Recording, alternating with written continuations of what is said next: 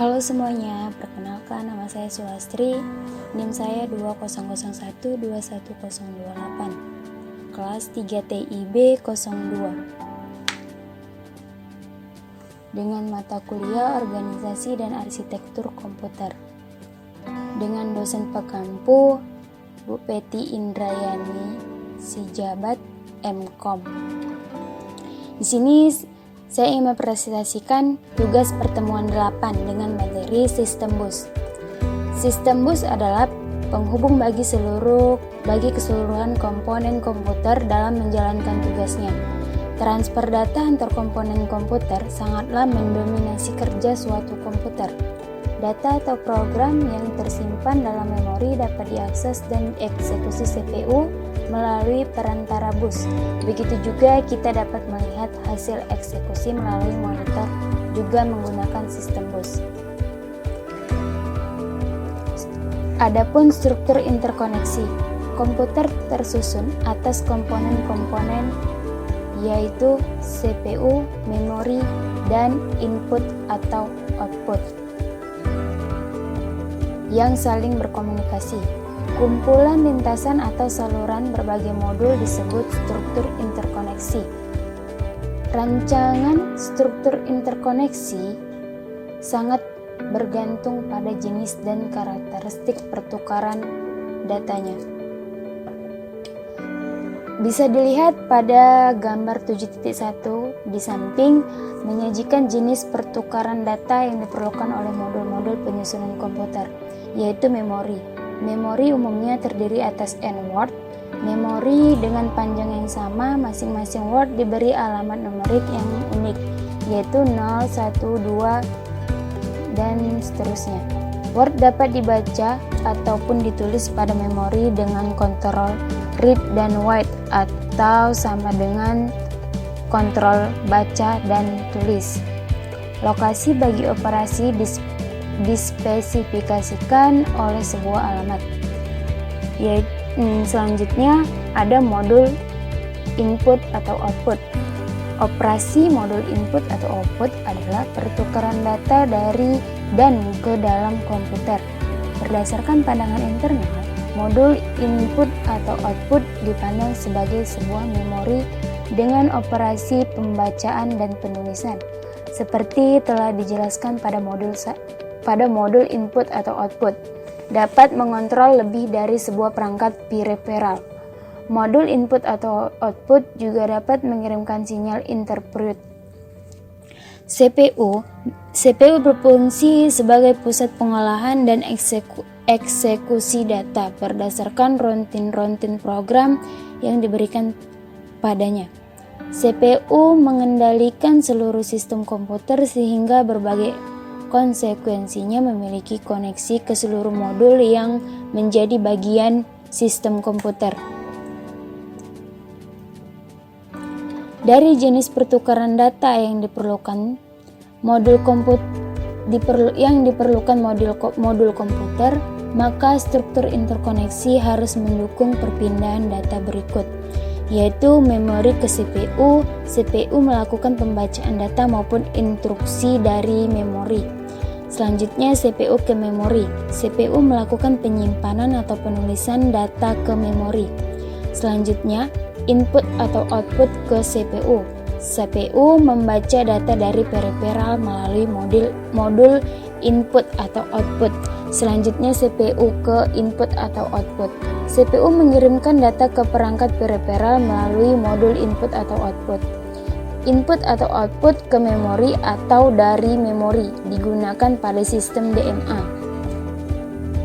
Sampai saat ini terjadi perkembangan struktur interkoneksi.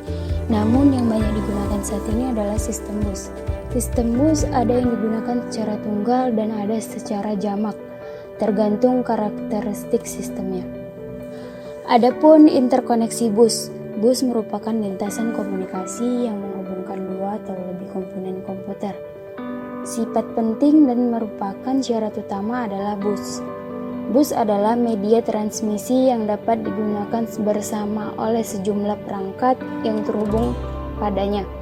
Karena digunakan bersama, diperlukan aturan main agar tidak terjadi tabrakan data atau kerusakan data yang ditransmisikan.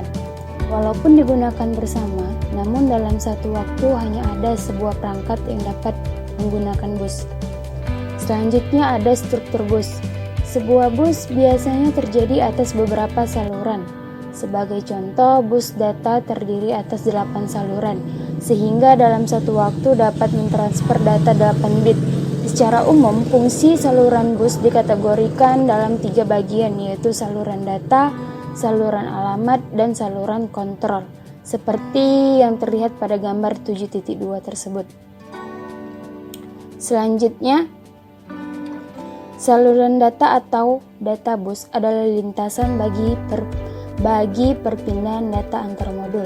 Secara kolektif, lintasan ini disebut bus data. Umumnya jumlah saluran terkait dengan panjang word, misalnya 8, 16, 32. Saluran dengan tujuan agar mentransfer word dalam sekali waktu. Jumlah saluran dalam bus data dikatakan lebar bus dengan 1 bit, misal lebar bus 16 bit. Saluran alamat atau address bus digunakan untuk menspesifikasi sumber dan tujuan data pada bus data. Saluran ini digunakan untuk mengirim alamat Word pada memori yang akan diakses CPU. Juga digunakan untuk saluran alamat perangkat modul komputer saat CPU mengakses suatu modul. Perlu diketahui, semua peralatan yang terhubung dengan sistem komputer agar dapat diakses harus memiliki alamat, semisal mengakses port, input atau output. Maka input atau output harus memiliki alamat hardware-nya. Saluran kontrol atau control bus digunakan untuk mengontrol bus data, bus alamat, dan seluruh modul yang ada. Karena bus data dan bus alamat digunakan oleh semua komponen, maka diperlukan suatu mekanisme kerja yang dikontrol melalui bus kontrol ini. Sinyal-sinyal kontrol terdiri atas sinyal pewaktuan dan sinyal-sinyal perintah. Sinyal pewaktuan menandakan validitas data dan alamat, sedangkan sinyal perintah berfungsi membentuk suatu operasi. Nah, di sini ada juga secara umum saluran kontrol itu meliputi memory write, yaitu memerintahkan data pada bus akan dituliskan ke dalam lokasi alamat. Ada juga memory read, yaitu memerintahkan data dari lokasi alamat ditempatkan pada bus data. Yang ketiga, input atau output write, yaitu memerintahkan data pada bus dikirim ke lokasi port input atau output. Yang keempat, input atau output read, yaitu memerintahkan data dari port input atau output ditempatkan pada bus data. Nah, selanjutnya ada transfer ACK, yaitu menunjukkan data telah diterima dari bus atau data telah ditempatkan pada bus. Selanjutnya, bus request menunjukkan bahwa modul memerlukan kontrol bus. Selanjutnya ada bus grant, yaitu menunjukkan modul yang melakukan request telah diberi hak mengontrol bus. Selanjutnya ada interrupt request, yaitu menandakan adanya penangguhan interupsi dari modul. Selanjutnya ada interrupt ACK, menunjukkan penangguhan interupsi telah diketahui CPU. Selanjutnya ada clock, kontrol untuk sinkronisasi operasi antar modul. Nah, selanjutnya ada reset, digunakan untuk menginisialisasi seluruh modul. Secara fisik bus adalah konduktor listrik paralel yang menghubungkan modul-modul. Konduktor ini biasanya adalah saluran utama pada PCB motherboard dengan layout tertentu sehingga didapat fleksibilitas penggunaan. Untuk modul input atau output biasanya dibuat slot bus yang mudah dipasang dan dilepas seperti slot PCI dan ISA, sedangkan untuk chips akan terhubung melalui pinnya. Adapun prinsip operasi bus adalah 1. Meminta penggunaan bus. 2. Apabila telah disetujui, modul akan memindahkan data yang diinginkan ke modul yang dituju. Nah, adapun elemen perancangan bus. Saat ini terdapat banyak implementasi sistem bus, tetapi parameter dasar perancangan bus dapat diklarifikasikan berdasar jenis atau dedicated dan multivelocate. Metode arbitrasi atau tersentralisasi dan terdistribusi, timing atau sinkron dan tak sinkron, lebar bus atau lebar address dan lebar data, dan jenis transfer datanya atau read, write, read modify, write, read letter, write block.